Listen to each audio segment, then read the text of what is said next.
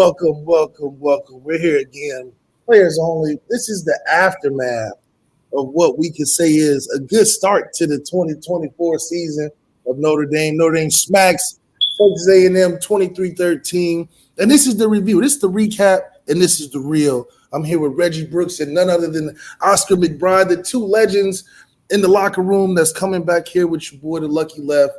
Guys, game reaction. What you guys think? Welcome to the show. Give me something. Man, look, You go ahead, though. I'm gonna say this, Ready B. We said it last week. Run the damn ball. You know what I mean? Run the damn ball. Like we got to get some things fixed in pass protection. Got to be able to push the ball down the field a little bit more. But our defense played with their hair on fire with a level of physicality and athleticism that I haven't seen on defense in a while. Like I said, we got some tweaks to make up front on the offensive line. Running backs ran well. Riley Leonard ran pretty well. Bo Collins, X factor on the outside. All things are looking good, man. But I'm gonna tell you this: our game wasn't the only game I watched this weekend, and I got two words for y'all: Miami, Yeah. SC. Two words: Miami, SC. We might not get Georgia Tech. We Yeah. might be getting Miami in December. I'm just put it out there, Left. Just put it out there, dog.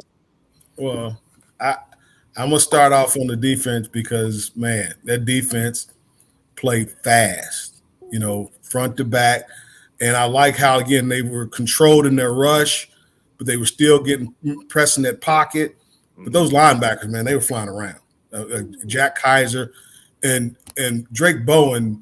I mean, he destroyed a lead block, and I mean, just crushed it. Came up, smacked in the mouth. The physicality of this team, the speed of this team, defensive side, and like I said, Xavier Watts, ball hawker. I mean, they got some plays, and I do like how Christian Gray grew up. They figured out, hey, we're gonna leave that number 20 guy alone. Yeah, So man. we got to find somewhere to go, and they went after him. And he took his lumps early, but man, he stepped up and really got after it. And then offensively, I need more continuity out of the offensive line. I mean, that was my question mark going into this game, and unfortunately, it's still a question mark. Not the physicality of them; it's just their ability to work as a group. If you're going to play offensive line, you got to have all five guys on the same page. And I just wasn't seeing that on a consistent basis. Mm-hmm. I do like the fact that physically, and this is something that I was concerned about and people had talked about, it's like Notre Dame going down there in that heat, getting to them. Shoot, our guys were in great shape. Now, the A&M guys were dropping like flies. Yeah, they were. So hats off to the strength and conditioning coach for Notre Dame, because he got those boys ready to play and play at a high level, because that as the game progressed, they got better. Grit, man. Grit, bro. Run the ball in the second half much better than they did in the first. And I think it comes down to we wore them down physically. Yeah. And something, that Coach Oso always talk to us about. You got to be the most physical team. Number one on how we win, physicality. You got to be the most physical team. And they got to know you're going to punch them in the mouth for 4 quarters. And that's what I saw from this team, that grit, because Kyle Field, that's not an easy place to get a W.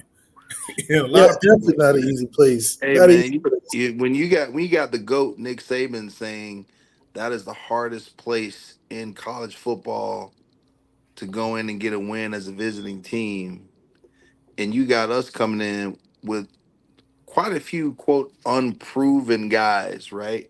Guys who haven't really played a lot of ball, guys that are starting for the first time. We got a true freshman starting at left tackle, protecting the backside of the quarterback. I saw some resiliency. I saw some grit. I saw some mental toughness. And those things sometimes go unaddressed because, you just assume guys have that. That was on full display, man. I love seeing that. Yeah, and I think that's the thing that Marcus Freeman knew. He knew that was the environment that he needs to go in there and be the staple or the stabilizing force. I mean, he was out in the tunnel going crazy. So, Mm-hmm. I'm sure Notre Dame fans haven't seen from their head coach in a long time. But for a guy to be as engaged as his players were, it just trickled all the way down. So Marcus Freeman's headspace, I thought coming into this game, it was the right frame of mind, and it Mm-hmm. translated on the team, a team that didn't fade or flinch or hesitate. Even through the stretch, and there was times obviously we knew it was going to be some miscommunications, which we've had, and Mm-hmm. the mistakes weren't critical mistakes. They weren't Yes. mistakes where you're like, oh man, that lost us the game. We keep remembering a certain play. The whole time we kind of stayed consistent. And I think that's just the personality of the team. It's something where we're a constant. We may have things that don't go our way, but we're always right in there. And I think in that pocket where we've been making some good decisions coming from the offense, figuring out. You see, the one thing that I thought was different offensively, we made some adjustments. We Mm-hmm. said, okay, I saw us try to throw around. Wait, we got Jeremiah Love and Jadarian Price. Jadarian Price showed us that one run, got about 40, 60 yards. We said, okay, we're just going to stick with that. Let's put all this other stuff to the side, Riley. You shown enough. How about we just run this football like we did against Duke, like we did late against Louisville, right? Like we did against Ohio State. That no matter what you say, yeah, well, there's things that we were excited about in the past games, the tight ends, the receivers, all of that. The quarterback. Mm-hmm. One thing Notre Dame's always been known for, we run that football. There's no doubt. They And And when do. it I comes and time I'm to gonna put go back to what I said. I'm gonna go back to what I said last week. You have one of the best play callers in college football, and Mike Denbrock, and one of his strengths, at least from my perspective, and you know, like you can speak to it because you actually played for him. I know him as a coach and as a personal friend. Like the dude is nails. Like he's a calming force with his quarterbacks. He's acutely aware of what's going on. He's actually calling from the sideline now instead of being up top. So he's feeling the energy. He's got his finger on the pulse of the team and what they need and where they are and what their headspace is like. And the guy just understands how to take advantage of defenses, whether it's run the ball, whether it's throwing the ball, whether it's your now screens, your keys. He is locked in. And I feel like for him, he doesn't really care about the sexy. He doesn't care. You know what I mean? It doesn't have to be motions and shifts and all kinds of. He's just trying to get it done. And I think what we saw, to your point, Leak, at the end of that game was, hey, look, fellas, let him drop. We running the rock, you know. And he put it on the shoulders of the offensive line and said, look, you guys got to grow up. You got to grow up now. We're putting this game on your shoulders, and they responded, all of them. and for a defense to only give up 13, they're telling you like, hey, you just got to get 20. That's abnormal in college football because we've seen teams like Georgia that's hitting 45, 50 first game.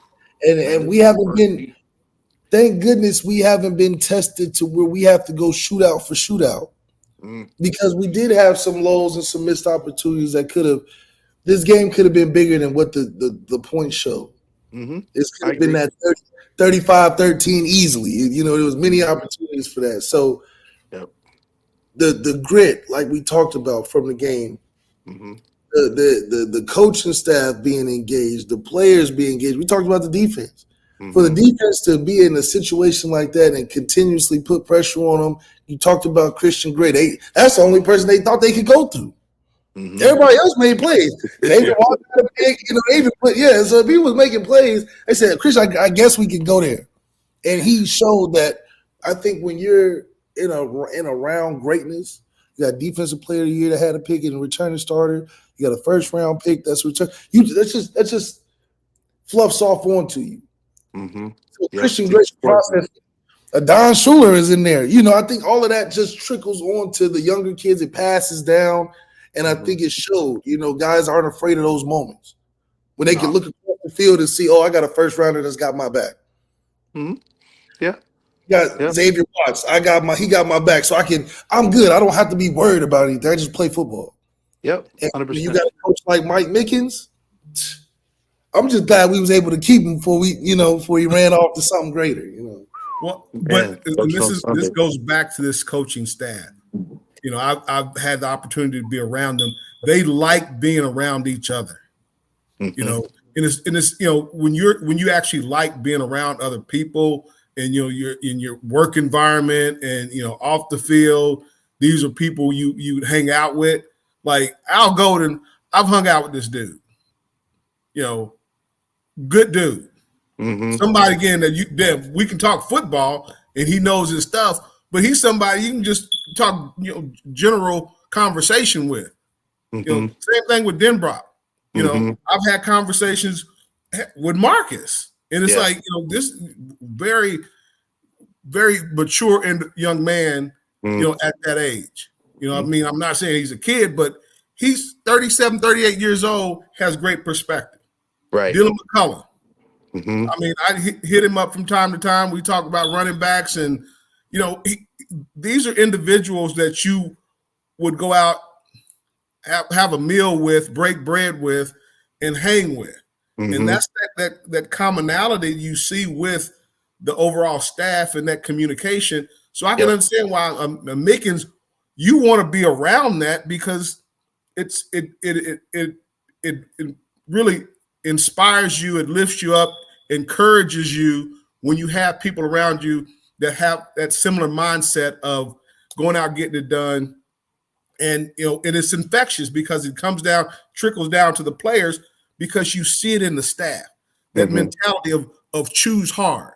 Yeah, life is hard. Yeah. You know, and when you choose hard, you're not choosing to have a hard time. You're choosing to go through it in a way that, you know, it builds character, it strengthens you, but you're not choosing hard by yourself.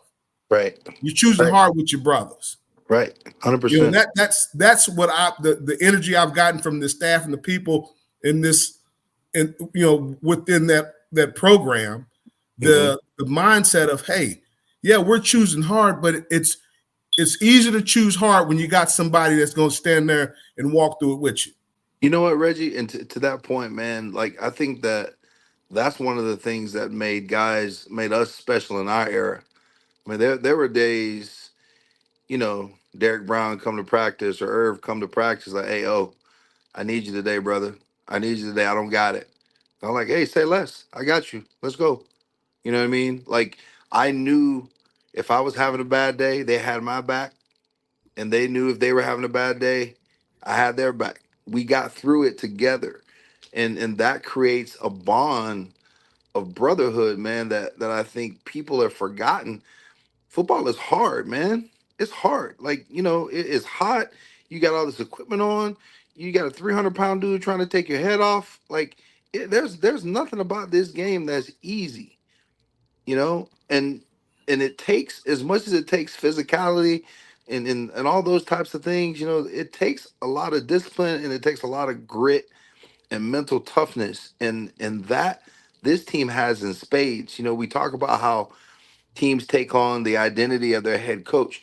There's nothing soft about Marcus Freeman, right? No doubt. You know, people, you know, all the ladies, all the other the female Irish fans. Oh my God, he's such a dreamboat. All right, whatever. This dude will knock your face off. That's what he did as a linebacker. That's his mentality. He understands it. He understands how to build it, and he's in a really good situation now with this football program. Some minor tweaks are needed, but I still love where we are. I agree with that, but I know one thing: we got to clean it up. That the penalties, just too many, like the penalties. Oh my gosh! Again, those are mental mistakes. Yeah, those are mental errors. When you jump off sides, when you know false starts, those are those mental errors that you cannot have. You know that's discipline.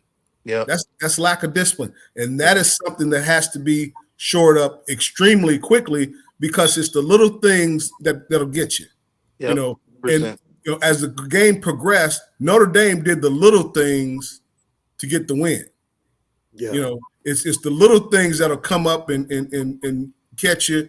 You know, whether it's coaching, whether it's playing, you know, whatever the case may be. You know, taking the right route, being on the same page, and that requires mental toughness, mental discipline, as much as physical discipline, because if you're mentally tough, if you're mentally engaged, locked in, doing things the right way, it will impact you physically because your body is going to respond to what you have made up and what you visualized yourself doing physically. Hey, man, the mind controls the body. Ain't that what Coach said? Yeah, that's The right. mind controls the body, man. Whatever you believe is what you're going to achieve. And I reached out to Coach Denbrock after the game, and I was like, hey, brother, hell of a win, man. I'm super excited. Congratulations. And he said to me, our boys went out and they took what they believed. They believed in themselves and they took what they earned. And that's how he put it. They took what they earned. And that was very poignant for me because there's no entitlement thought process on this football team. Right. Right. I think Coach Freeman has done a really good job. The staff has done a really good job of saying, look, you get what you earn, man. And to quote JJ Watt, rents due every day. And these guys are out there, ringing the bell every day. They're punching in, doing the work. I feel like, being Notre Dame, the coaching staff and the players are acutely aware. If you're an offensive lineman, there's a different standard for you. I don't care if you're a true freshman, a redshirt freshman. I don't care if you've never started before. Your standard is a lot higher than a lot of people, and the expectation that's placed on you is a lot higher. And I think they're aware of that. I don't expect to see that same discombobulation, that lack of continuity, Reggie, that you talked about. I don't expect to see that moving forward. And the scary thing is that it's the first game. The offensive line, if anything, is going to get better by November. Yeah. That's so they caught us early. If that's what you say, if you caught us, then you caught us the earliest because we're only going to get better because of the culture that's built in that offensive line room that you've talked about. And in regards of things that we need to get better at, once again, we had 0 passing touchdowns. We done seen college football games all weekend. Cam Ward had 4. The other guy, Quinn Ewers, had a 3 or 4, made a lead. Miller Moss had about 5 or 6. So we see that is possible. But to have 0 in a big game, that's Cam is different though, Lee. Cam is different.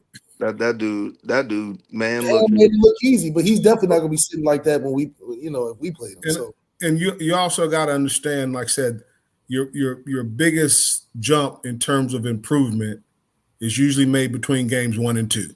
Sure. So I expect a significant improvement, 100%. From that first game, because again, you have all the stuff you got to clean up.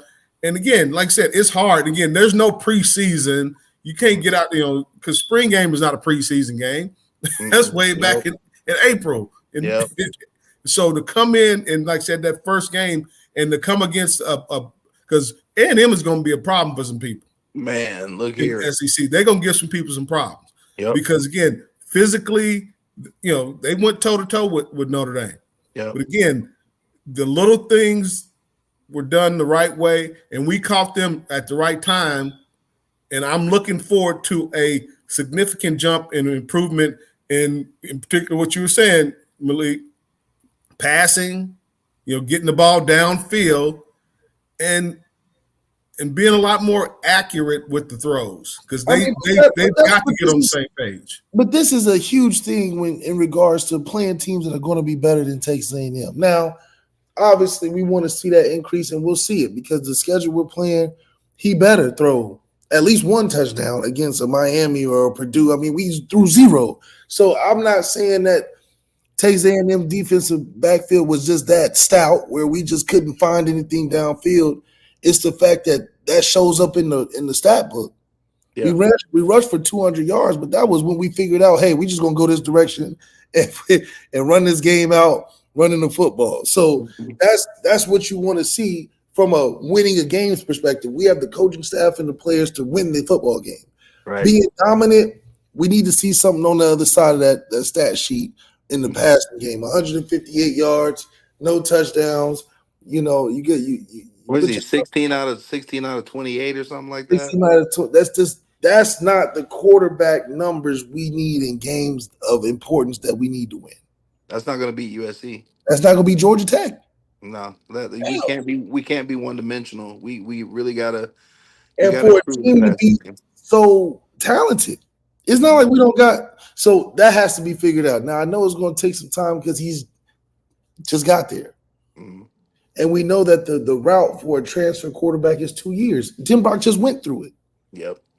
Yep. 2 years and got him a Heisman out of it. So what can he do in one?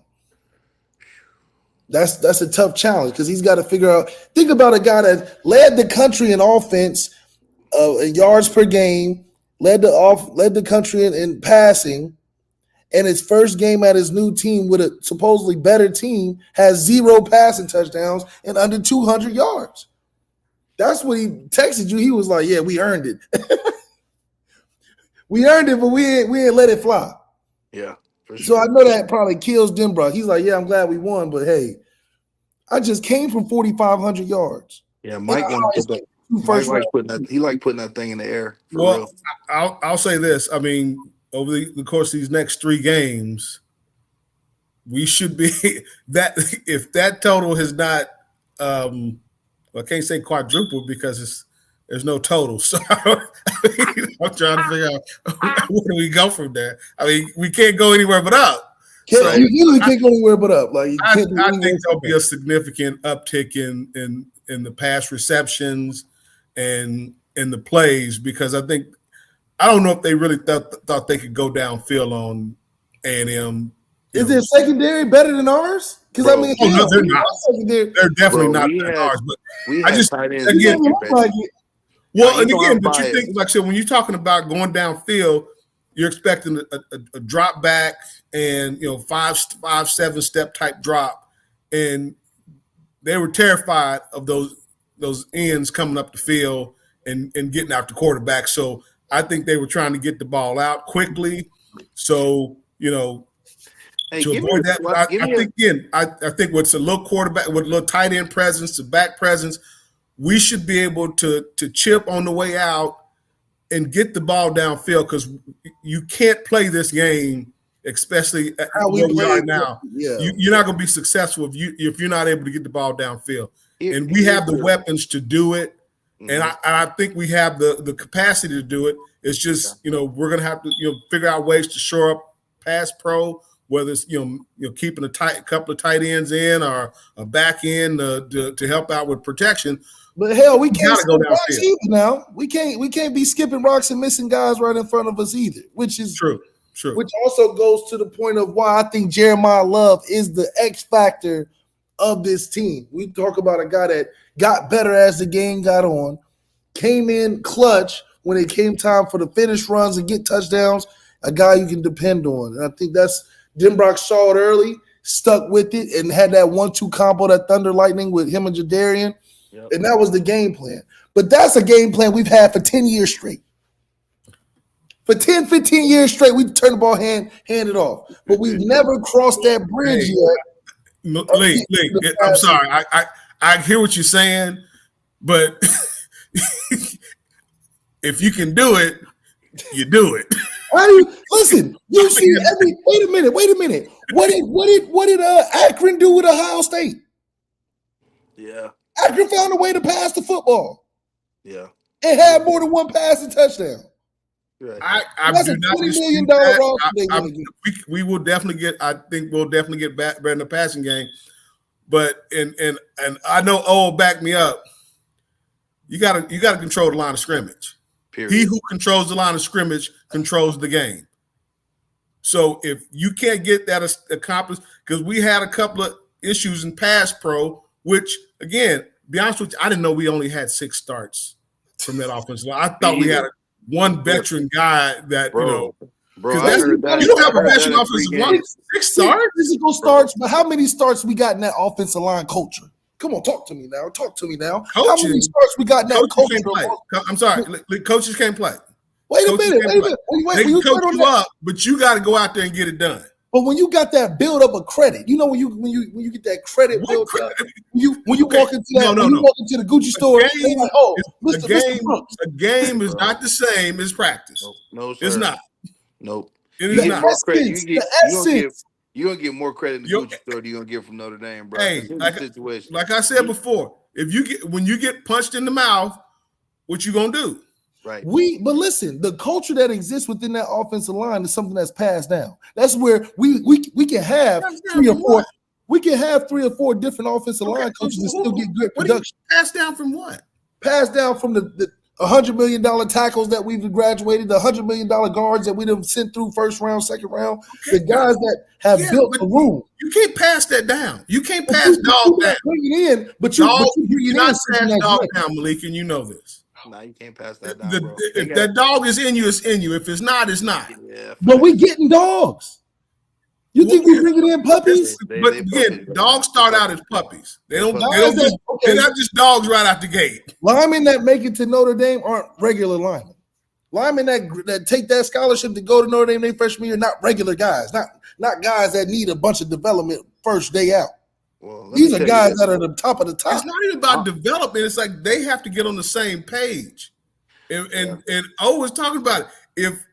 If I see a 3-man front, 4-man front, there's a pre-snap read, and if I see the center, if like the center's covered, bubble over me, I'm not. My eyes, I check the zero technique, but my eyes immediately go to that backer. And that's fair. But think about it. What reference can he recall on in his experience with his first start? What are you gonna recall on? What are you gonna say? He gonna say, "I've seen this before." Never. He's his first start. You mean never?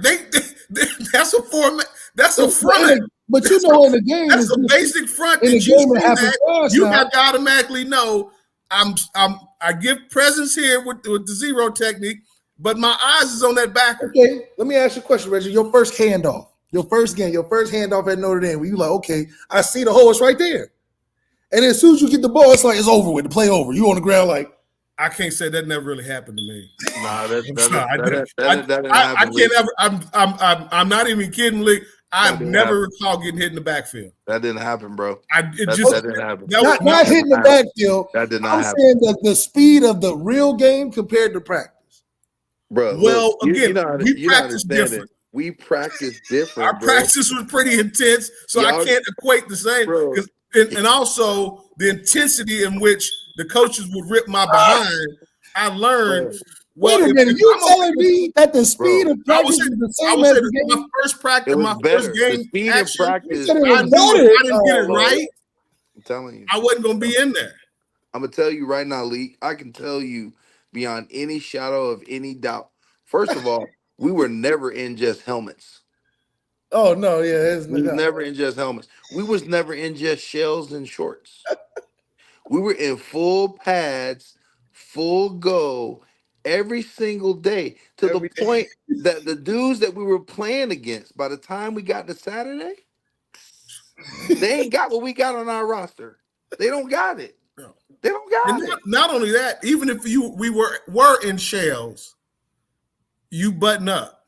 Look, you better strap it up. I don't remember. I remember if you got a helmet on, and if you in shells. If you got any sort of padding on, that's full go. Man, but you're telling me the speed of the game, the teams that you're going against in the real game when it counts, their speed is no different than practice. That's crazy. The game slowed down for us, at least for me. The game individually now, because everybody's got a different process. Your first game is not the same as practice. Bro, it was my first game. I was playing behind. I didn't just jump right in there. I was a freaking backup for a minute. Yep. I was behind my brother Ricky Waters, Anthony Johnson, Rodney Cole. So it was a different dynamic. Mm-hmm. Okay, you gotta remember we going scout team. I'm going to scout team. I got Big Boo Williams, Bob Dahl, Andre Jones, Michael Stonebreaker. Chris Zorich. I got Todd Light, Chris Zorich. Trying to take your head off. Like that. And I'm running a scout team as a freshman. Man, Michael Stonebreaker hit me in the jaw with a forearm, bro. Last time I saw Stoney last year, I walked to him like, Stoney, why you do me like that? He said, what you talking about, O? I'm like, bro, that drag I ran my very first route at Notre Dame, you hit me in my jaw, bro. I feel like I still got a bruise on my stuff, man. Like I'm telling you, it was a different it was a different process for us than it is now. And I can tell you this. I can tell you this. Our offensive line was good, yes, and they were talented, yes. Those cats were motivated by fear. Coach Moore had zero tolerance. I'm gonna tell you this right now. Zero. I'm gonna tell you this right now, You said fear. bro. Yeah. Look, fear. I'm telling you right now. You got to get Aaron Taylor on this podcast, bro. Yeah. Let Fear, him tell you. Let fear is him a hell of a tell you. motivator. I'm gonna tell you. Let him tell you about the practices where the offensive line just did one-on-ones the whole time. Reggie, he laughing. He think I'm kidding right now, dog. What was the whole practice? Look, Coach Holt's Yes. somewhere there talking about beep, beep, beep. Team. Coach Moore said, they're not ready. Yeah. Okay, what we doing Pascal then? We'll go on without. He wasn't even. Let him do it then. Like, go ahead. Bro, we running Skelly. That's gonna be team today. I'm telling you right now, dog. It's a different. It's not even like we would play against. Somebody was just talking to me about this. We would practice. No, it was the Cotton Bowl. We were practicing against 14 people. Yeah. 14 man fronts. Yep. Yeah. They'd have 14 people on the defense. Hey, I don't care. Give me 12. Give me get over there. Give me. He would add 14 guys. And don't get okay. And then we go one-on-one. I told you what happened, bro. When Oliver Gibson literally hit me so hard I was looking at my ear hole. I'm not exaggerating. And this is 1 versus 1. So it didn't matter if you were 1, 2, 3, whatever you were in the depth chart. No, sir. Oh, our practices were so physical. I'm pretty sure our bodies were just hardened to it. Like we probably had some broken stuff and strains that we didn't even know about because we pounded ourselves to black and blue. And like this was like every day. Every day, bro. Look, my neck hurt right now just talking about this stuff. Thinking about that.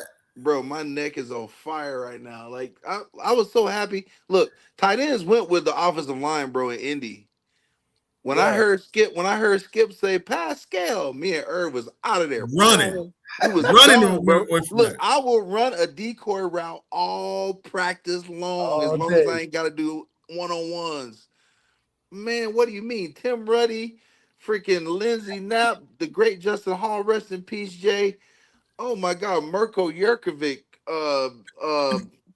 Mike Helt, Aaron Taylor, AT, Timmy Ryan. Oh my God, bro, what? And we the tight ends. So when they do mirror dodge, we the rabbits. We running back and forth. Man, Tim Ruddy hit me so hard one time. It got to the point, you know how you in line and you see when it's your hey man, wait a minute. And we about there doing Rochambeau. We about there doing Rochambeau about who gonna go against Ruddy, bro. I'm telling you, our mentality, Coach Holtz did not give a damn about you physically. He wanted what he wanted. He was gonna get what he got, and the sooner you gave it to him, the sooner we could move on. But he would say we can move on, like not be done. Move on. No, if we would hold, he would hold periods. We get to inside run. Man, look. And he was like, damn it, stop the clock, stop the damn clock. He would stop the clock. Bruh. He would hold the period for 30 minutes. Bro, we was in period 12 we're just doing inside run. Bro, we was in period 12 one day. I'm not even kidding you. There's no BS league. We was in period 12 one day for like an hour. Because he would forget that he's holding the period. He forgot that he held the period. We in 12. Just legs all jammed up in your stuff, man. This dude's still in period 12. We like, hey, man.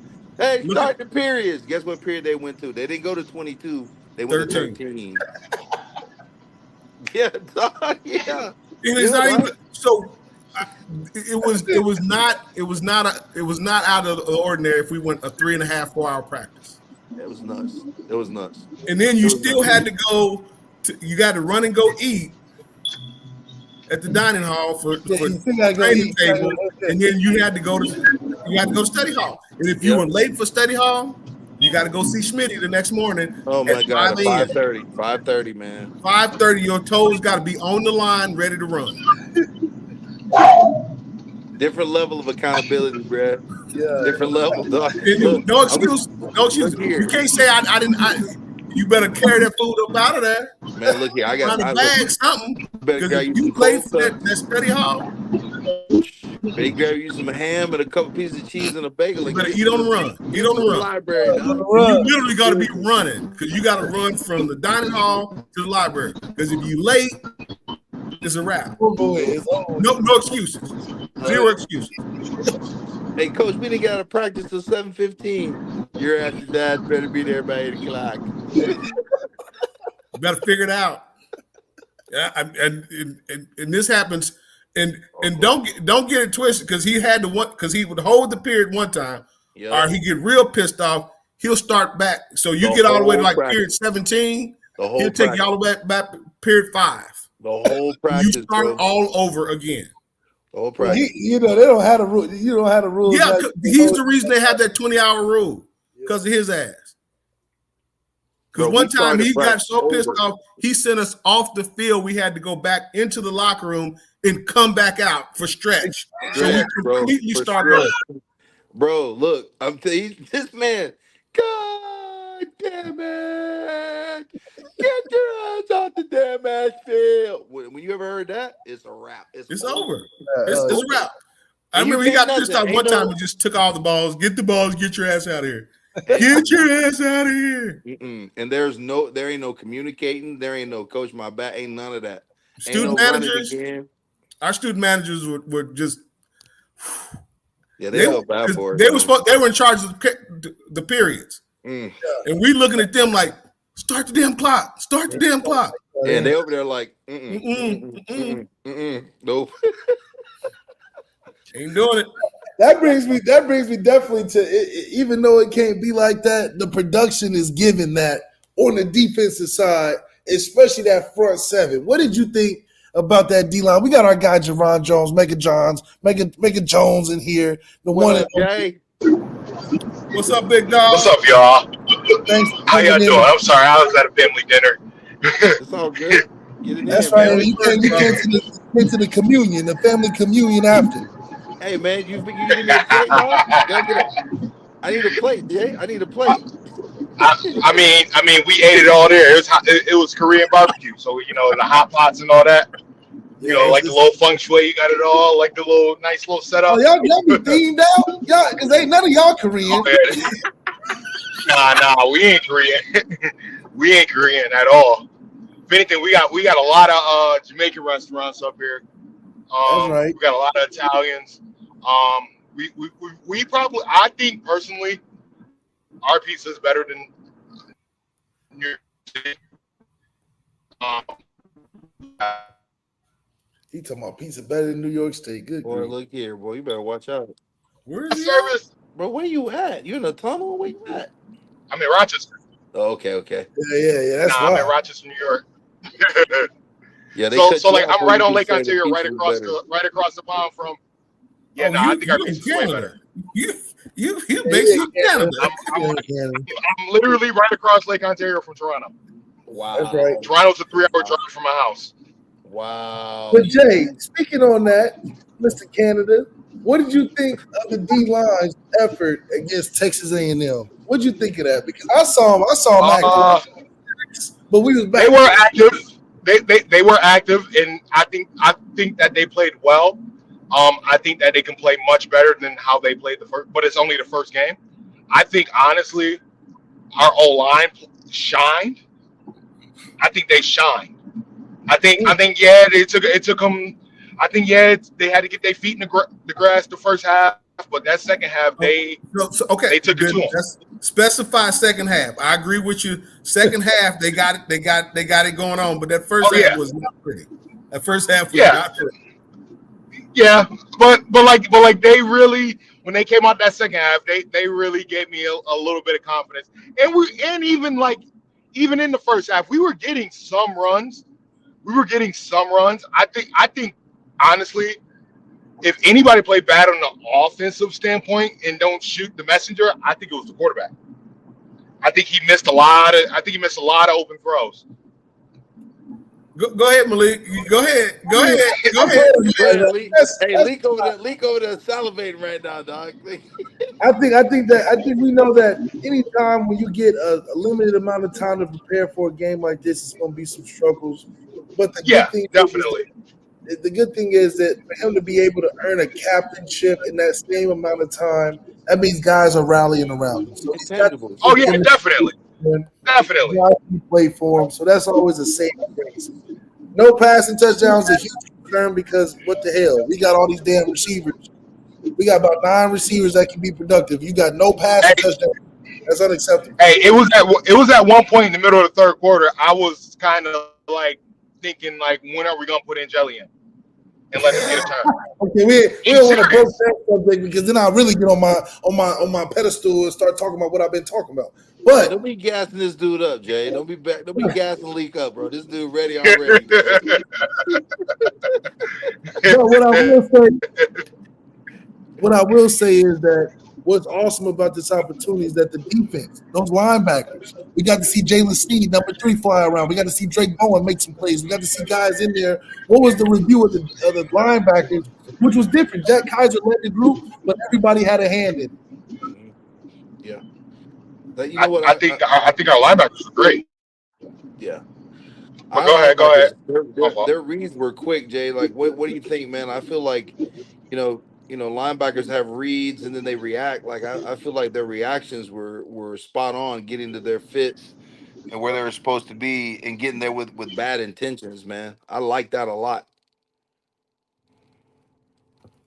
I agree. I like watching that linebacker core fly around. It just seemed like we're playing with a lot more speed and aggressiveness, and I think a lot of that has to do with they have that confidence in the secondary that they can lock guys down, that we can go on the front 7 and just get after guys. Yeah, that has to happen for a defensive lineman to know, hey, I can let loose because I know this back end is taken care of, and you don't always get the complementary aspect of the front 4, the front 7, and the back end. They look like they're on the same page. They got each other's back, and you could see as the game progressed, the confidence that was built in that whole unit. Yep, 100%. Let me ask you this, Jay. Who is your defensive standout of the game? Defensive standout of the game, I have to give it to Jaden Schuler. The pick he got, I think that helped get the defense going, and I think they've been shut out ever since that pick, for the most part. Yeah. Well, I think that was. That's not a bad. That's not a bad pick at all. Because they were not fooling with number 20 at all. None. No. It's like, we coming for you, 2-9. What you got? And I mean, the way he stepped up. But I agree, Schuler. Boom. That was a huge pick. I will say this: I was a little disappointed. I thought my man was going to take that thing to the house, which he should have. I was like, no, you got to get that. Especially in defense, you ain't gonna get too many of them opportunities. I know. Get that second. Hey, he was trying to get to the wall, though. He was trying to get to the wall, dog. He was trying to get there. Christian Gray was a good pick. Yeah, I like that. I'm gonna go with my boy Jack Kaiser, man. That dude, he captained that defense, dude. He is a hard-nosed, physical, downhill linebacker. He didn't miss a lot, if any, tackles. Once he was there, the ball carrier was done. I didn't see a lot of arm tackling. We're hatting hands in these dudes, rapping and driving. I'm good. My defensive player of the game is Jack Kaiser, bro. Well, and to that point, because I'm always on defense about tackling. Yeah. I just think we've not been a good tackling football team in a while, and to see them, make the plays that they made defensively and tackling. Again, everybody can sit there and like, well, I mean, they don't get to practice tackling, but that was, under the Marcus Freeman era, that was the best tackling I've seen, in a while. Which young boys were putting on the ground. They was putting them on the ground. That's what I'm saying. I don't need the big hit. I don't need the highlight reel. I just need that guy on the ground. Yeah. Wrap up and get him on the ground. Yeah. I really can appreciate though just the intensity of the defense. We even got to see Jordan Clark on a safety blitz get some pressure. We got to see that right down the pipe too. Right down the pipe. I think the safety blitzes have been so much better. So think of Ohio State. Year one Ohio State. Yep, year one Ohio State. To the safety blitz now. Yeah, that's right. That's right. That was literally the blitz that literally put us out of our misery against Ohio State that game. That's right. Yep. And it worked to perfection. Oh my goodness. That's what retention does. And Marcus Freeman is a big guy on retention, has retained most coaches that should have left, could have left, but also retained the players. I mean, guys are wanting to come back for 5th years. Yeah, man. Yeah. Where do you see that in college football? Where guys are like, "No, I'm coming back. We get another year in." So I attribute that to that choosing hard. And this is something again like you heard a lot of the your former guys, even guys that are in the NFL now. That ability to understand that says, "Hey, I'm willing to gut it out." Because again, I just take my own situation. I came, I'm going to tell you, if they had the transfer portal when I was in school, man, after my sophomore year, I was deuces. I was out. Out of there. I was out of there. But the thing about it is like, I called my pops and he was like, "You made that commitment, you're going to honor it," and hung up on me. Yep. My mom did the same thing. We need more of that to say, hey, it's not going to be easy. No. And if you want to go somewhere where it's going to be easy, you're not going to have success. Nope. Because we learn from our mistakes. We learn from the difficult situations we work through. And when you have a bunch of guys, to your point, Malik, it's not just one guy that stayed. And guys are coming to that. They're not coming there to high sign because let's be honest, like I said, South Bend is not the mecca of social life. I mean, hey, we got some great memories there though. Let's be clear. You didn't come there to party. You came there to get better. You see the development of not only the staff but of the players. Yeah. And how they progress. You talk about Jeremiah Love. I watched him in that first couple of runs. He looked indecisive, kind of like, where am I going? But I know how Coach McCullough, how he is. He didn't jump, because you can't really jump a kid's behind these days because it would not go well.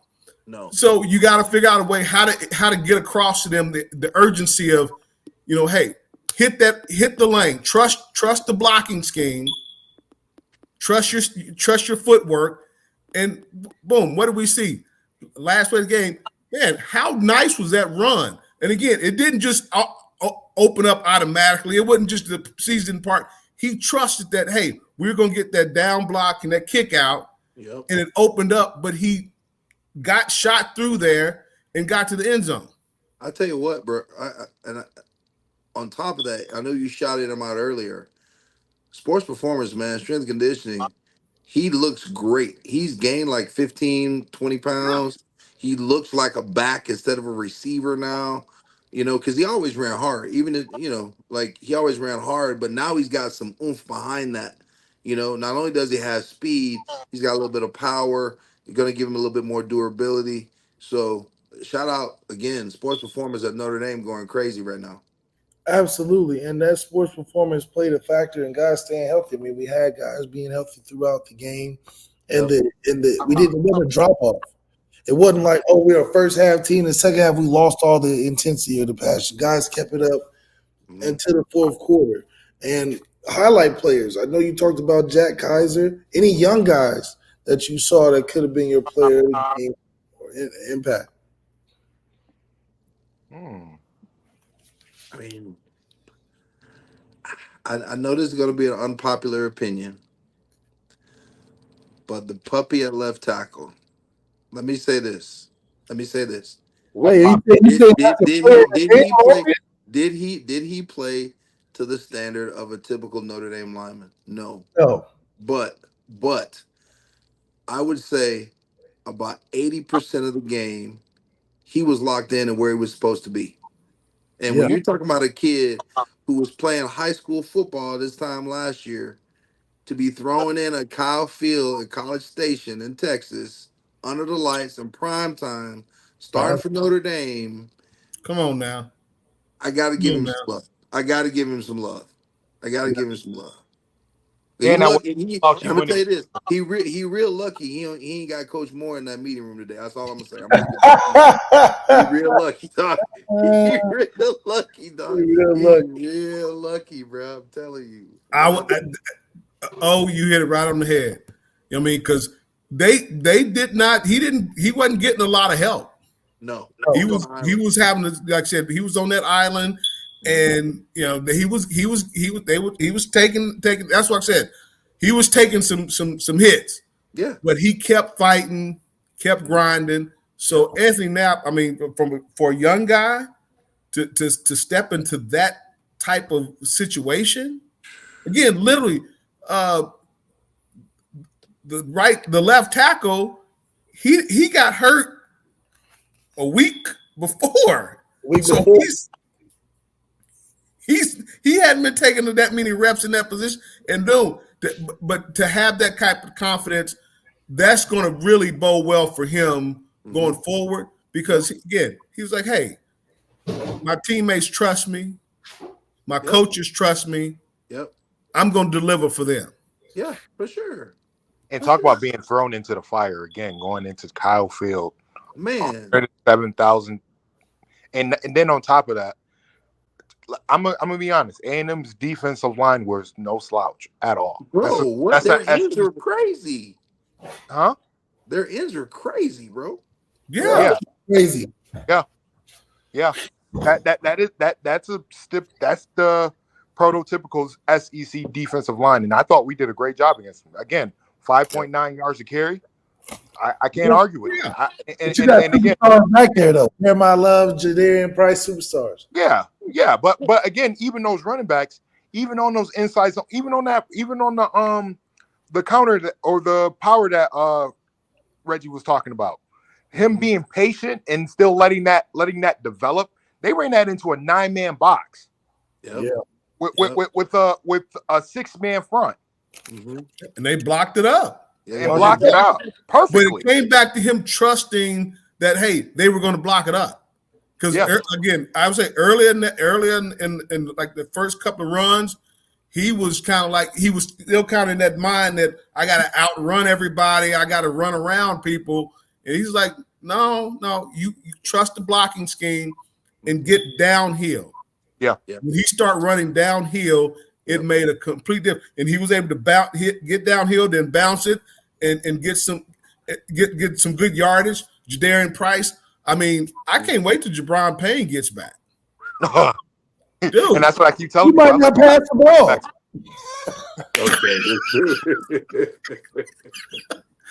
No. Leave that man alone. We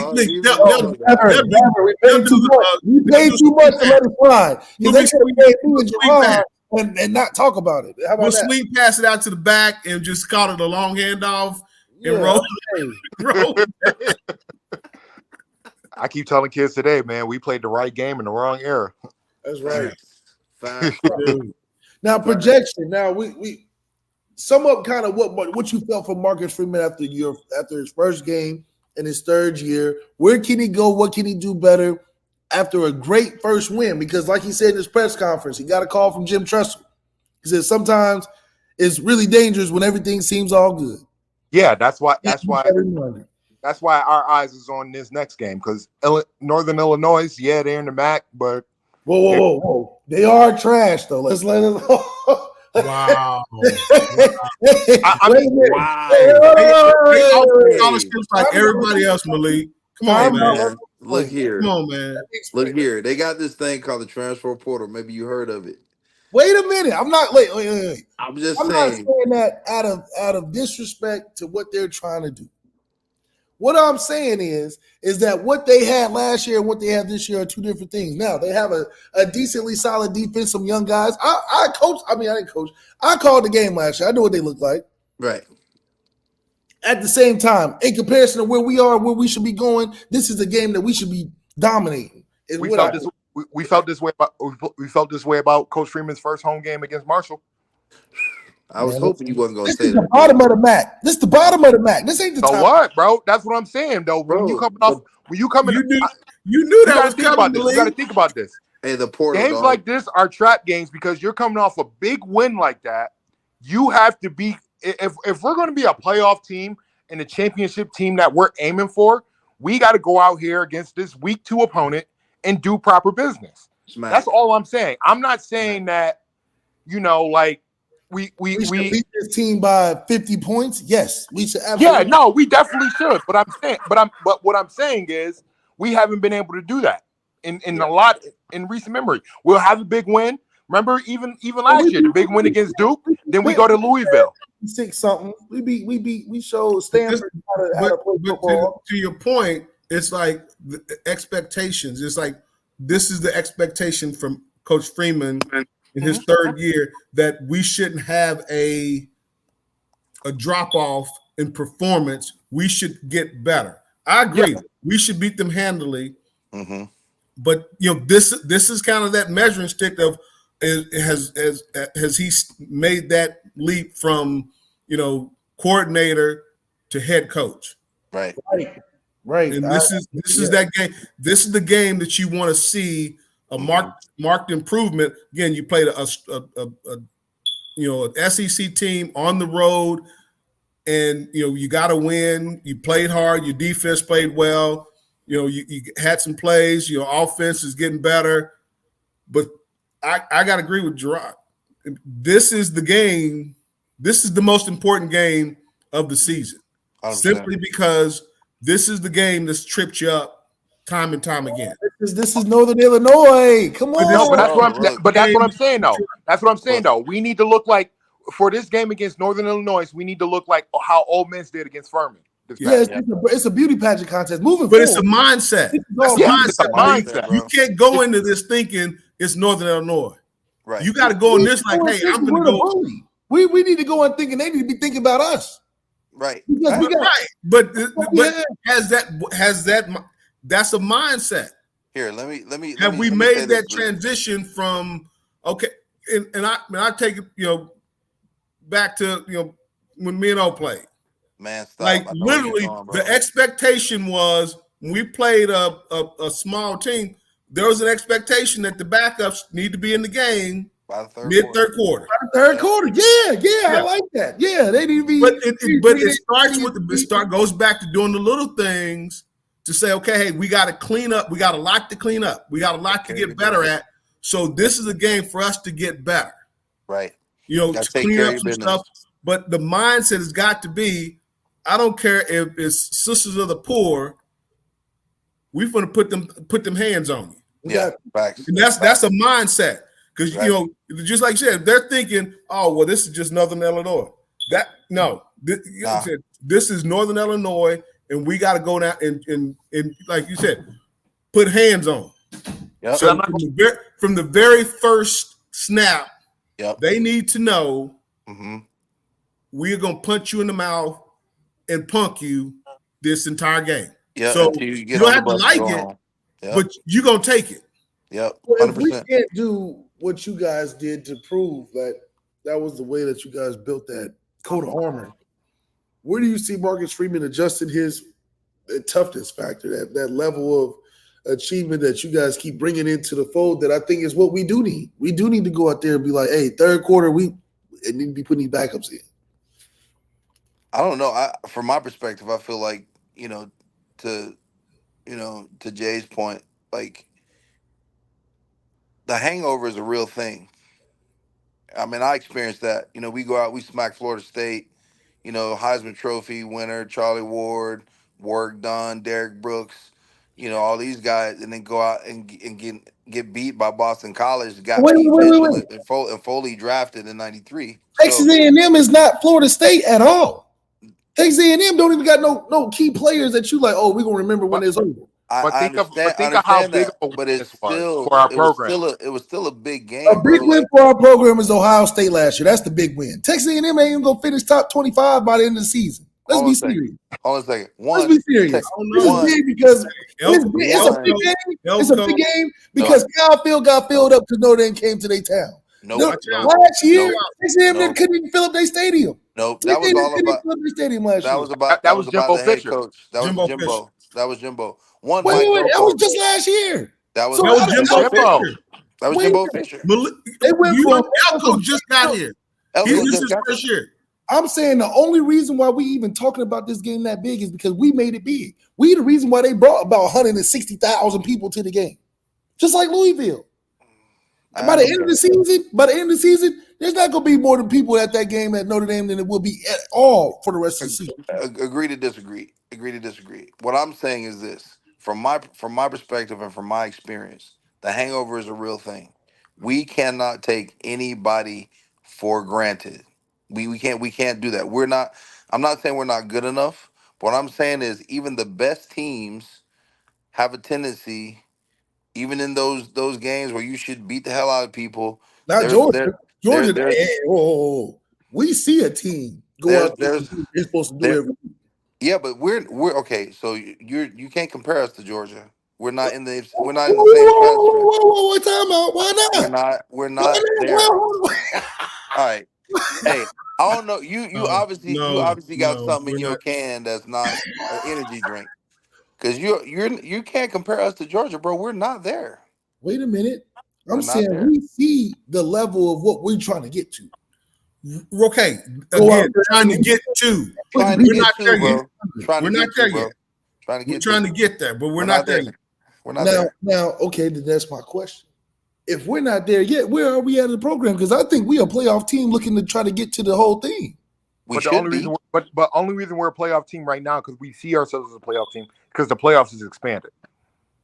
We're a playoff team because we're built better in year 3 than a year 1 Texas A&M. Okay, so let me ask you this. Built better than a Miami that we're going. Let me ask you this. If it was a 4-team playoff, are you still saying Notre Dame's getting into the playoffs this year? Absolutely. With the schedule we got right now? Yes. Absolutely. What? All right. Okay. With a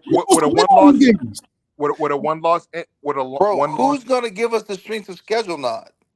USC. We can only play who we play. We're slated in Vegas to win every game this year. Yeah, USC is going. It's going to be a challenge. It's going what? It's going to be a challenge because our secondary is. Oh yeah. Hey, them receivers are good though. Yeah, receivers are good. I know number 8. I know number 8, and I know Ben Morrison.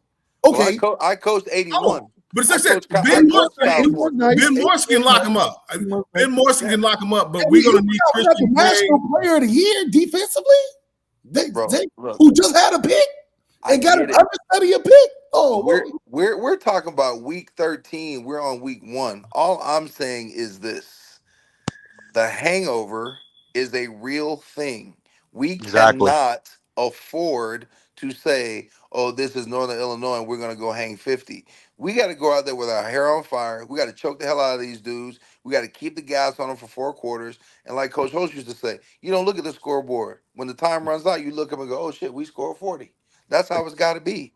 Like, you got to go out and do your job. It's a mindset. It is a mindset. And there's a shift in mindset that needs to happen to where, we know Northern Illinois, it should be a cakewalk, but that can't be the mindset. It's like every time you step on that field, it's an opportunity to get better, and it's opportunity to stomp somebody out. Yeah, I mean, that's the mindset you got to have. No matter if it's Miami, USC, Georgia, and they were talking about it on the text thread, and they were talking about what Manti was saying about Alabama coming out of the tunnel. Oh my And it's god. like, I don't. Jerron, Yeah, that was not good. I was You there. I can't. want to ask No, y'all. Y'all Was play. Van Y'all talking play about with him. you? Y'all play with I, what? hey, I ain't gonna lie to you, bro. I ain't gonna lie to you. When Fluker did run out when Fluker ran out, because bro, he It was crazy. the size that the scouting report said. I'm telling y'all, man. Hey, I mean, like, I who was wasn't. that? Hey, me personally, I wasn't scared because I knew I wasn't playing. I was a redshirt freshman, so that's probably why I ain't got to deal I with that. wasn't scared. But Manti was right because hey, we was in that But you corridor can't say that. chanting and all You kinds of can stuff. never And then you admit hear that. and There's then no you way. hear Fluker saying womp womp. And bro, he was saying it before he even came out.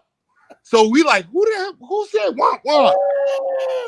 Yeah. And then he runs out, everybody quiet, bro. I'm My like, only problem is that Manti didn't include himself because I remember watching that and wondering why he wasn't filling that I gap, was good. filling that hole with Eddie Lacy. Why was he not filling that hole? Oh my Yeah. god. When who's the linebacker that Eddie Lacy basically bitch slapped to the ground? oh, that was Calabrese or his, That was Calabrese. that was Calabrese. Ivana. After that play, it was over with. it was done because he had him dead to rights in the backfield. Bro. Yeah. He said, "Get off of me." Wow. And just Oh no. I think that was Danny. That was Spondy. What's the Danny fun? Spahn.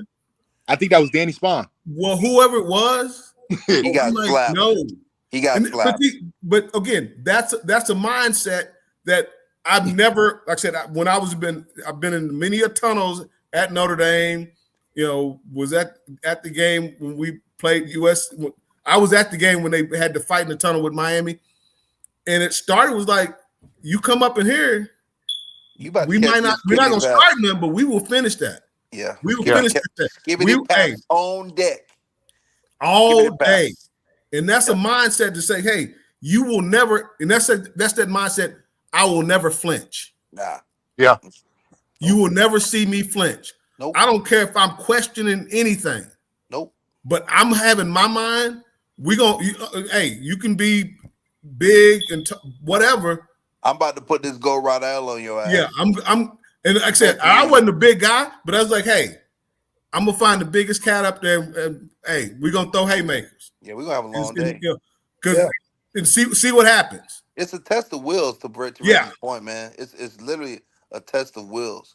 And you know, we were a cerebral team. As much as we were physical and dudes like Reggie ran 4.3, like we were cerebral. Coach Holtz had us so locked into the mental side of the game that we believed there was nobody that was gonna beat us. Nobody. We believed we felt we could play with the NFL teams. For real. We like, hey, like, bring the Browns up here. Let us get some work. Let's go. You know, like we didn't care who you were. We didn't care what the paper said. We didn't care what the commentator said. We knew the real because we were in the locker room. We were in the huddle. We were in practice. We didn't give a damn what anybody else said. You got to show up. We gonna be here. We standing right here, 10 toes down. Let's go. Let's get it. Yeah. And that's the mentality we need to see this game. Yeah. Because trap games they're only trap games when you don't have your mind right. Yeah. If you come in there like if you don't do the little things, it's like this is the game where it fits perfectly. All the penalties, the mental errors, the mistakes that happened in that Texas A&M game, if those don't get corrected this game, that's a problem. That's a problem. And you got to think from a season standpoint, right? Because you got to think even before the A&M games, we were all like, if we win this A&M game, we shouldn't lose no games except till we get to USC. This. You also got to think, and for the cakewalk schedule that you want to call it that we have, it kind of makes it the harder schedule because think about throughout the season, guys should be raising their bar every week. Think about the SEC. That's why they're always so ready for playoff games because they're facing playoffs caliber games in their conference every single week. Yep. If we're not, we can only do that playing the opponents that we play by literally blowing out every last one of these opponents and raising our bar every single week. We don't face that. That's kind of one of the setbacks with us not being in the conference, because we don't have that slate where, okay, we got a brunt of the schedule where, like, you know, like fans are saying like our schedule is a cakewalk till we get to USC, but like, bro, like we got to attack week 2 as if we're playing A&M again. We played Second time. a Big Ten schedule, right? Like we opened with Northwestern, which they were perennially weak. Then we came back, Michigan, Michigan State, Purdue. You know, the easy game was Navy. Then after Navy, we go Pitt, Penn State. You know, then we got USC. You know what I'm Yeah. saying? So like, Stanford was a solid team back then. yeah, Pitt could play. You know what I mean? Yeah. You know, Penn State was always going to be physical. Like, we don't have that luxury now because there's so much riding on the dollars now, right? Yeah. I'm not sure there was money made in those games, but those games were about pride, man. Anybody who knows anything about Notre Dame knows that Notre Dame originally tried to get into the Big Ten, and they were shunned. They weren't allowed to be in the Big Ten because they're Irish Catholic. So we're like, okay, fine, we'll be independent, but we're gonna play all y'all anyway. You know, Big Irv with his run, you know, that he dragging 8 dudes into the end zone. That was Indiana. Another Big Ten game. You know, Michigan. We went up to the big house my senior year, 100-some thousand people. Quiet. Went in there with K Mac and dusted them off. Quiet. You know what I'm saying? Shut Like, them up. yeah, like Reggie senior year, we got up to Michigan State. I'm playing with a broken jaw, score a touchdown, dancing in the back of the end zone. Quiet. You know what I mean? Like there's a different level of competition when you're talking about playing in those types of conferences that are Yeah. known for being physical, like the Yeah. SEC, like the Big Ten. Now the ACC is more of a, you know, spread type. We're gonna out athlete you. We're gonna run around you, which is what Florida State fell victim to, run around blocks against Georgia Tech. They tried to do that against us as well. We just drove their asses out of the way. But we, Jay, to your point, that's kind of a negative thing when we're not in a conference and we don't play a conference schedule. So we go grab this one and that one and this one and that one. Like, oh yeah, let's grab Northern Illinois. Or yeah, okay, you know, let's grab Marshall.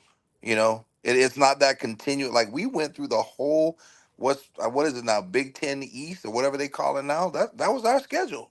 That was the You know, schedule. You just that was our wasn't schedule, called the bro. Big Ten. Bro, slobber knockers, bro. Them dudes from Michigan State. I don't know what their sports performance was, but I them said dudes, they were on roids. man. Now, what do you now? Okay, now I do have a question. You see the excitement and the things that Marcus Freeman is doing. How comparable is that to the feeling that you get from Lou Holtz? And is Marcus Freeman falling in line or in that category of coaches in that path of one of the Notre Dame greats? I'll let you take that, Reggie. You know him better than me, man. Right now, no. I didn't think so. No, he's the. I mean, you go back to the Ohio State game, and no. So what would Lou have done different in the Ohio State game?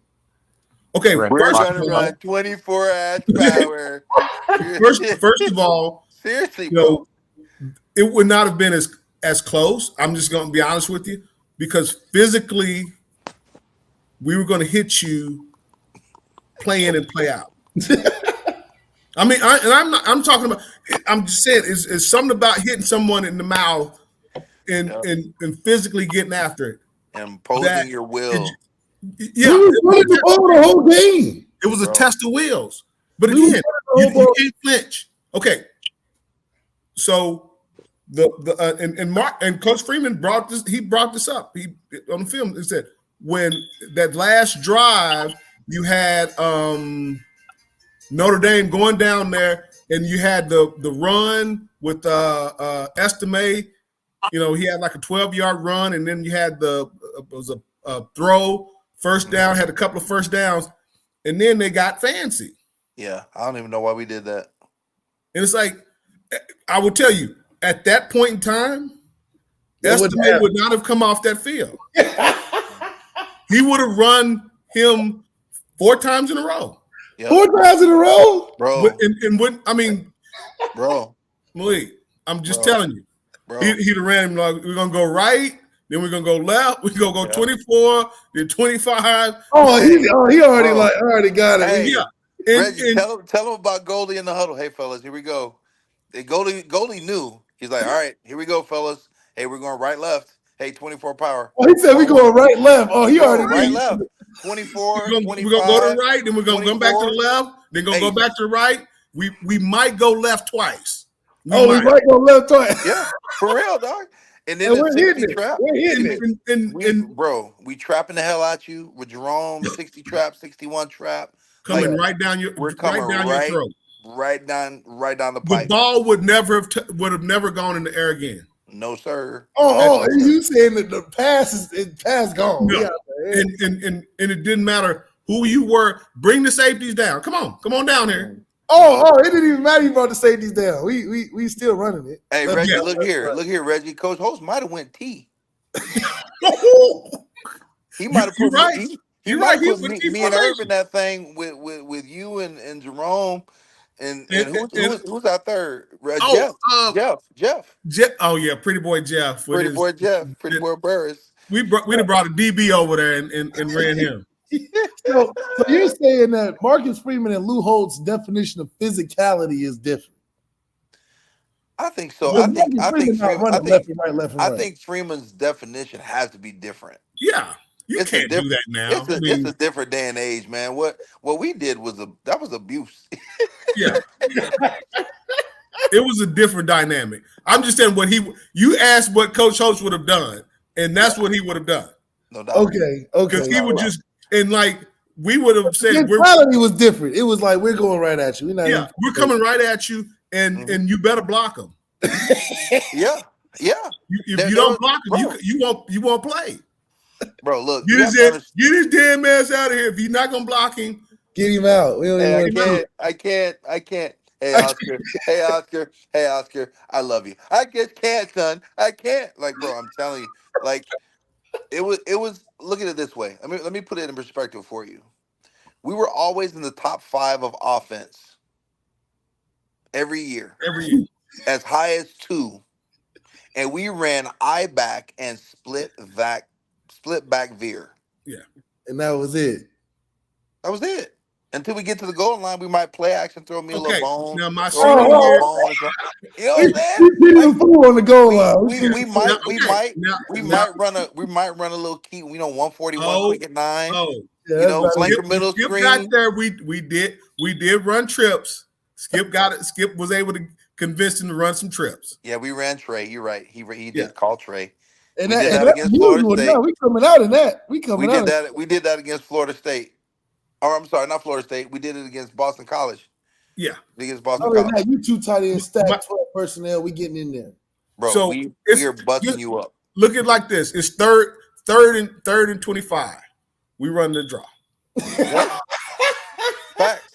Shit, we might run 59 wall, dog. Yeah, I mean, into the boundary. We're gonna run 59 wall into the boundary. He running out of shit. Yeah. Hey, we're gonna go Liz Trips 59 wall, tight end to the boundary, attached, running sweep left, brother. Yes, sir. We coming into the boundary, and it better be blocked. Yeah, it better be blocked. No, it better be blocked. It better be blocked. I'm telling you right now. Look at Ray Zeller's had a great play, man. His run is all over YouTube. It was 59 wall, and if you look, you will see number 80 driving a linebacker all the way to the sideline for him to cut up inside of me. I'm telling you right now, we ran the ball. Yeah. We ran the ball. That's not like what I would do against JARRON teams. Just run the ball. We'll run the ball right through the middle. We run. Hey, that's what we got to do this week. Run the ball through the middle. We would do that to JARRON team too. Malik, you'd have lost your mind if you'd have play with us, bro. No, we wing T. I was crossbone. I was beer. I was all that in high school. Look here, man. You'd have lost your mind every game. Yeah, you'd have lost your mind every game. You lost your mind. I'm not even like the fact y'all telling teams we left, right is crazy. Yes, bro. Yes. I'm trying to think. Was it Air Force? It was one of those smaller teams. We said we running right here. Yeah. We got the line of scrimmage and said, "Hey, we coming right here." Hey, hold on. Let me get the play. I'm gonna be right back. We gonna come right here though. We're coming right here. Yep. and we run right there in Right there. 5 yards. That was Air Force. That was my junior year. That was your senior year. Yes, we coming right here. They had an All-American outside linebacker last name Harrison. He was number 43. I got a still picture of me with my hands around his throat. We was different, bro. Like that. No, it better be blocked. That's the new shirt. That's the new shirt. Fucking Every podcast. It better be blocked. We running left and it better be blocked. Like we not. Hey, look, you didn't ever want to be on the end. You don't ever want to be on the end of this question from Coach Moore. Well, who's gonna block him? Oh my God. You didn't ever want to be on the end of that question. Don't be that guy, bro. So he stand on Coach Moore because I think he stands the greatest coach we probably ever had. There's no question. He stands as a disciple. There's no question. Okay. Disciple. He's a disciple of Moore. Yeah. Well, I see where you get it from. Harry Houston is money. His money. He is money. Tell me, bro. If you're offensive lineman, he's money. Yeah, no question. Like literally, he's money in your pocket. Yes, that's right. He's money. Honestly, what he's saying though, I was sitting here wondering. I was like, how long is he still gonna keep coaching? I knew he wasn't gonna like this NIL. No. Yeah, he was like, I'm out. Y'all can have this. Yeah, y'all can have it. I was not shocked by that at all. I was surprised he came back because he didn't want to recruit. Offensive lineman getting the bag around Houston? Oh, absolutely not. Absolutely. Immediately. Like, what's that? You got a what? Oh no, we not. No. He ain't paying you. I can't imagine. You just got here. What are you doing? You ain't done nothing. You ain't do nothing. Well, see, okay, that's where I imagine him in camp. Imagine him in camp. Kid messing up. Kid that he actually paid to mess up. I can't believe I just paid all this money on you. All this money back. All this money you paid him. Give me my money back. Yo, you'll be on the first thing smoking, and I mean a bus. They ain't flying you. You getting a bus. Ask Tony and Ricky. They'll put your ass on a bus. You take a bus home. A bus. Wow. And no plane ticket. Get your Greyhound ticket and get up out of here.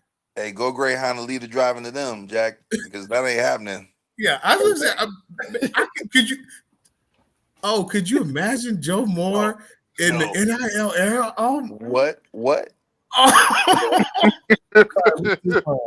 Look here. No, y'all have no idea. They'd have to scrape some of the NIL together and get him some cases of cigarettes. Look here, bruh. Coach Moore was not trying to have it. He was not. It didn't matter, and that's the thing about Coach Moore. It didn't matter if you were Aaron Taylor, an All-American, Tim Ruddy, freaking, Brainiac, summa cum laude, Justin Hall, me, or Mark Zadovetsky. It didn't matter who you were. You was gonna get it. Yeah, you was gonna get it. You was gonna get it. And the bad thing about it is, we over there looking at the running backs. Reggie and Jerome looking at us like, "Hey, dog, I'm sorry. Sorry, dog. This is working for me. It just is what it is. Working for me. It's working for me. I need you to get it. It was working for me. I've been practicing. Just buy in. You know how you're supposed to be what do they call it? Automatic reporters. Yeah. Man, look. I'm like, whatever Joe say is right. He's right. Bruh, I didn't see anything. Nathan. I saw nothing. It was Nathan. If I'm questioned, I don't know. I didn't see anything. All I know is that 3 technique is not splitting the double team. He's out of there. Ever. He's out of there. Ever. He's out of there. I don't know. I don't know why. The shirt said he better be blocked. You know why. You know why. You know why. All I know is I never get hit in the backfield. Uh-uh. I don't understand what that's like. I don't know. That's yeah, I'm spoiled. I'm Hey, like, hold on, Reggie. Hold on. I got one better for you. Could you imagine Coach Moore with the availability of an iPad, no. bro? To see that, like we had still pictures, and that shit was lethal. He wouldn't use it. He, He wouldn't use that. well, we He would did. not use it. We He would did. make somebody else use it. Yeah, we would look. They would stay. We had still black and white pictures, bro, and they would staple them Jones, Yeah. and they would give it to him. Going through them. Yes, man. Frame Yeah, by we sitting there turning pages, looking. Frame by frame. Bro, can you imagine See if this Coach here? You Moore see this? had access to an iPad? Oh God, that would They're cutting up. I wouldn't have made it. That would be so bad. I wouldn't have made it. I would have made it. Look, we at Michigan State, man. I don't know if I told y'all the story. We at Michigan State, and Michigan State lined up across. They brought the corner on the outside. If they brought the corner up, there was nobody back there. No safety help.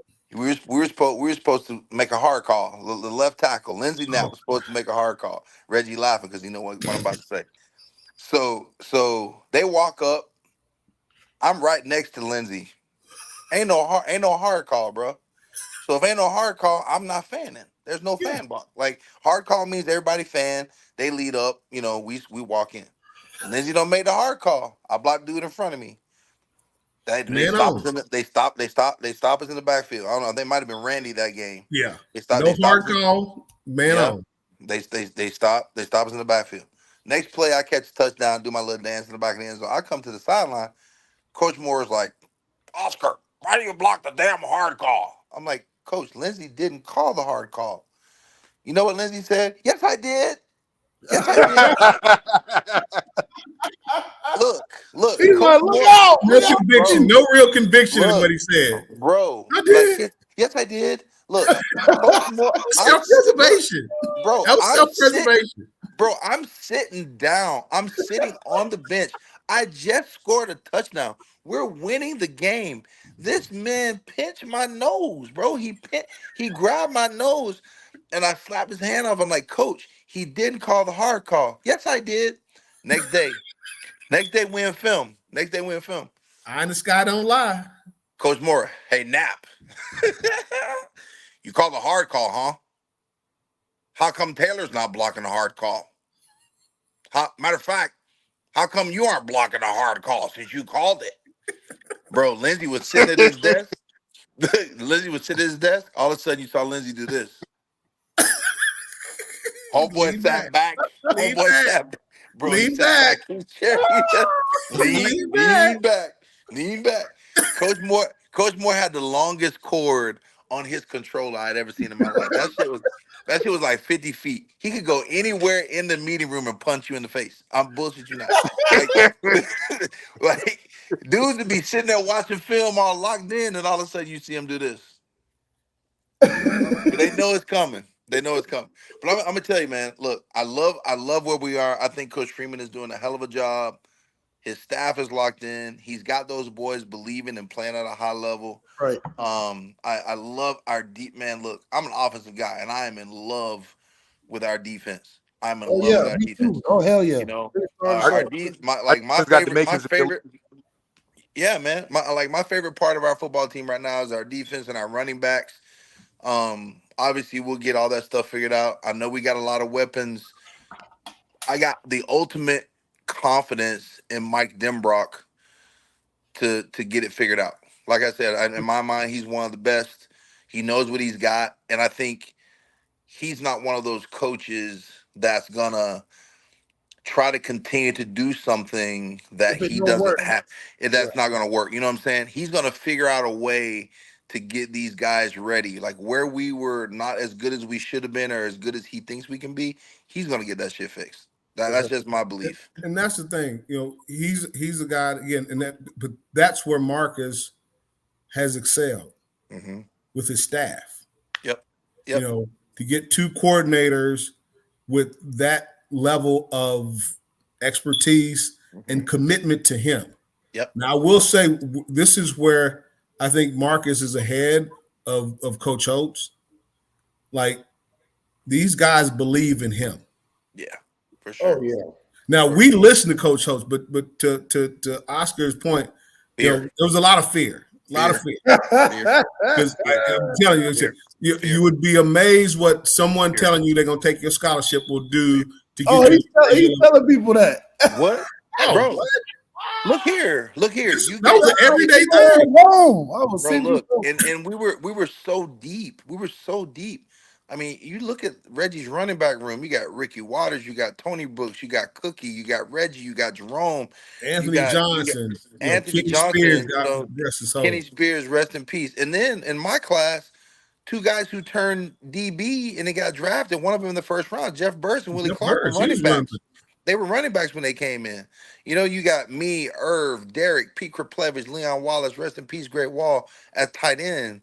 You know, you had dudes that we were deep. So your margin for error was nil. Yeah. Because he would for sure go with somebody else. And you standing there, like Archery Denson. No, okay, it was we're playing Pitt. This prime example. We're playing Pitt in Pitt. And you know, Coach Moore is a Pitt guy. So he was oh my gosh. He like, we ain't losing this one. He would be on the I mean, that was the worst week for the offensive line. On 10. Worst week. 10. Worst week. 10. So we're going through and we kind of, you know, so it's like the starting offense. We didn't quite, you know, we weren't messing around, but it was just like we were making some mistakes here and there. He took the entire first team out. So get off. The hell out of here. Put in the second team of Kevin McDougal, Ray Zellers, Lee Becton, whole offensive line. Oscar was basically a starter, but he was like I was 1A, so I was a 2. Yeah. And then he had Derek Mays. Yeah. And who was the other receiver? But I think Cosmo. It was Clint. It was Clint Johnson. Clint so they literally go down and score on their first drive, and we were like, okay, let's get this together here. Hell no. Yeah, we can't have this. I ain't losing my job. Hell no. No. You watching them just go all the way down the field. Yeah, they just march down the field, score, and we're like, oh hell no. And so we got back in there. And it's like, yeah, do that again. And that'll be you see what I'm coming back with. Yeah. Coach did not care, man. He knew we had depth. And I think, to my earlier point, how we prepared, bro. Like our twos were the scout for the defense. No, we weren't running walk-ons against the defense and scout. We run a full scholarship cats, getting after it, guys that are highly touted. Either you're at the show on your side or you're running scout. And trust me, I spent a year on scout. That was more than enough. He was all the way good. What? Oh my God. Never again. Never again. Yeah. So you want to get all scout. You got to get all scout first. Yeah, bro. So you was given a hell of a look because you was trying to get the hell out of there. Yeah. You want to give the best look possible. That's how it was for me in 2012 when I had to go against Zach Martin and Chris Watt. Yeah, man, bro. Oh my God, no thanks. Get me out of here. Get me out of here. I got Andre Jones over there breathing on me, telling me all kind of crazy stuff. You know, rest in peace, Dre. I love that dude, man. Dre was a different cat. Dre was a different cat, but he used to talk to me, man, before the snap. Hey, I'm about to wrong arm you real quick. I'm like, man, shut up, man. Shut up, dog. Why are you talking to me right now? I'm trying to focus on what I got to do. And so in Todd Light, oh my God, this cat, he never went in the huddle. Never went in the huddle. Defensive huddle, never went in the huddle. He's like, I got this out here. Just give me the call. Bro, Todd, look here. Todd never hit you No. in practice. He ran by. I caught a drag. I Yeah. caught a drag. Like they were sending me always on a drag, man. I caught a drag. I was going right to left because all the tight ends had plays named after. I ran. Remember Reggie Wright, 324 Oscar, Yep. right?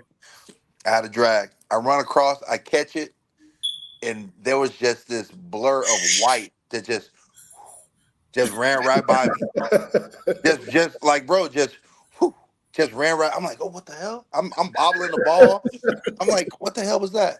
And T Light just came jogging back. Hey, I got you, baby. That's all he said. I was like, this man could have ended my day. Like, you talking about a ball hawk.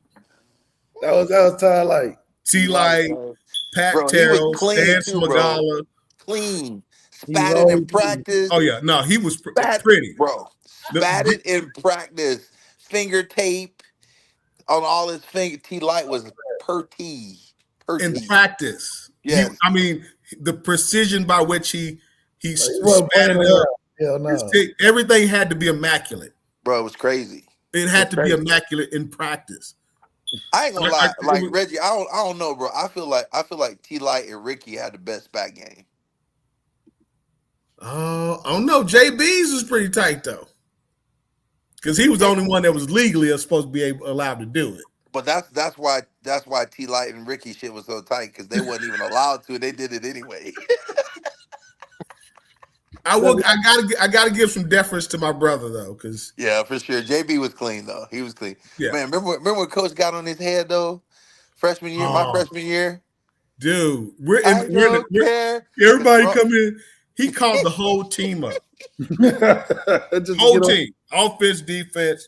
Men, we got a damn ass player that's so selfish. He only thinks about himself. We're not going to win with this guy. We can't win with this guy because he's only concerned about himself. He's going to cause us to lose the game. Mind you now, Jerome came into camp. He played an all-star game. He came into camp with a badass thigh bruise. So all he could do was ride the bike. So he over there riding the bike, pushing the arms and stuff, riding the bike. You know the big old bikes with the big fan in it. Remember that? You remember that? Like he over there riding the bike. Coach Holt said, hey, Coach, I don't care if you say his ass isn't ready, his ass can't play. Bro, he went off for like 2 minutes. I was like, yo, I'm a freshman now. Mind you, I just turned 18 the week before I left for Notre Dame. So I'm from Podunk, Florida at a time with 3 stoplights. I'm looking at this dude like, he's just chatting. He's at it crazy. I need to stay out of the line of fire. That's all I need. Stay out of the line of fire. Because it was crazy, man. Like everybody, there was nobody other than Jeff Burris. Yeah, what made him so damn special? By the way, I don't know. He loved Jeff Burris, man. I will say the only one that was more beloved to him was my brother. He loved Tony. He did love Tony. This dude came out to practice late. Oh my God! I ain't talking about 5-10 minutes late. No, he missed stretch. Special rolled out there, spat it up, had his shoulder pads over his shoulder. Yeah, he didn't even have his shoulder pads on. I mean, he was out there thugging. Like I'm here. And he just went and said, Tony, what is your damn ass doing? Oh, coach, smacked him on the head. Yep, sure did. I'll never forget that. All of us was like, oh. Yeah, we're like this. What just happened? Like, and then he jogged away and went and had Jim Russ spat him up on the back of the cart. On the back of the cart, got dressed and came on out. Like it was nothing. Nothing. Nothing. And I'm like, you probably shocked. This is my brother, and I'm still like, that did not just happen. Bro, he would have sent me to the locker room. Get your ass out, Oscar. Go! There's nothing like getting kicked out the field. There's nothing like getting kicked out of practice by Coach Oates. Oh my God. Oh, Chris Zor's got that every day though. Well, because it would always end in a fight. When we would go one-on-ones, goal line, it's a fight. It's gonna be a fight. Then it was OG. Then it was OG. Hey, Gibby. Hey, OG. Gibby, get your ass out. What was with the D line? Always fighting, bro. Always. You know what it was? You know what it was? I figured out what it was, Reggie. After all this time, I figured out what it was. Our D lineman was all a bunch of linebackers that got moved to D line. Got no chance in that It thing. was mad, dog. It was mad. It was mad. I got to tell you the story I heard from Autry Denson. So Autry is like Notre Dame's all-time leading rusher. Yep. This dude has a game. They go down and play Texas. They lose, but he goes off. Coach Holtz calls him into his office the next day. That Sunday, he's like, Autry, your damn ass doesn't want to be here. I'm gonna call. I called Bo Shem back. I called what's old boy Florida State? Bobby Ballard. Bobby Ballard. I called Bobby Bowden's ass. You want to? I'm gonna get you back down to Florida. You don't want to be here. Yeah. He would play mind games and Autry is like, what? I just had a great game. What did I do, son? I'm gonna call your mom. I'm gonna make sure you're taken care of. You don't want to be here. You don't care about this team. You don't care about your teammates. I got that same speech. Just so he wouldn't get the big head. I got that same speech. And here's the crazy thing. I wasn't even playing though, Reggie. I wasn't even playing yet. He called me in. Hey, Oscar, I'm gonna call Steve Spurrier. Maybe this is a Florida thing. I don't know, Florida man. guy. Like, but no, Archie was like, I ain't going nowhere. Yeah. I think that's a mind game. He got himself pissed off, and then he went out and killed it in all practice without another great game. But it was just like, why would you do that? I don't know, man. There's a lot of stuff that's still unexplained. But he would always, like I said, he would threaten to take your scholarship like at the blink of an eye. Yeah. Oh wow. One time he threatened to take the whole team scholarship, and we were so smart that we were just like, he could probably do that, couldn't he? That was Penn State, wasn't it? Yeah, it was like. But think about this. He said, "I'm going to take everybody's scholarship. All y'all are done." Oh, you're done. Yeah, like, to be really? Well, like, bro, what? Because I was like, I can't afford to go to school without a scholarship. So yeah, like we really done for real. Like, yeah, so I can't. This can't happen, bro. You never knew. I think what kept us on our toes, like honestly, and I don't know if Coach Freeman does this type of stuff, but there was always something. You never knew what to expect. There was never, how like, you're training, you always want to keep your body in, in some form of like, stress, right? That's where your growth comes from. We were always under stress. We were always under duress. There was always something, that kept us on our toes. And I don't know what Coach Freeman has done, but that team was prepared for Texas A&M. They were prepared for the surroundings. The moment wasn't too big for them. They weren't in awe. They weren't freaking out. They didn't flinch. The workman-like lunch pail manner that they went to work made me proud to have wore that uniform and played for Notre Dame. How they handled that. That's no cap. And I appreciate that, guys. That y'all get on with me, man. Talking about these games, Notre Dame fans definitely appreciate it. Sean, the backslash on the Patreon, Lucky Lefty Network. Come back. Come get some more of this recap. This is the Players Legends locker room right here. You got legends from all eras, guys that have been in the shoes that the guys are in today that we're watching and witnessing take on this, hopefully, national championship journey under Marcus Freeman in a playoff era. None of us has been there. But it looks pretty fun. No, my little brother has. So thanks again, guys. We'll see you next game or next time on the Players Only. Notre Dame smacks Texas A&M 23-13. And we out. Just the way players play all day, every day.